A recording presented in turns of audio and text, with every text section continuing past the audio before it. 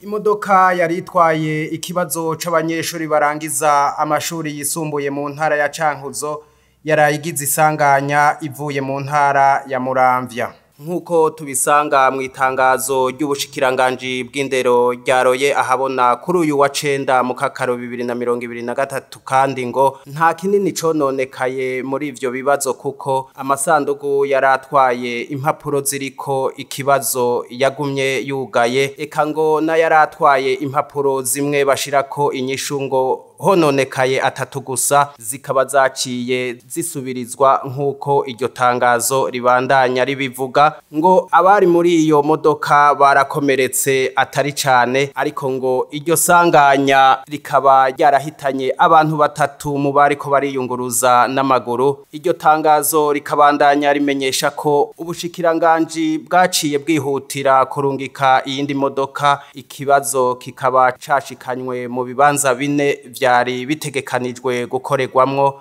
ico kibazo. Ubushikiranganji bw'indero bubicishije muri iryo tangazo bukarangiza buhumuriza abanyagihugu muri rusangi hamwe n'abanyeshuri ubwabo ko bohumura ikibazo ca leta kirangiza amashuri umwaka wa 2023 atangorane irimwo ko kandi bazokora ibishoboka vyose kugira ngo ico kibazo kigende neza.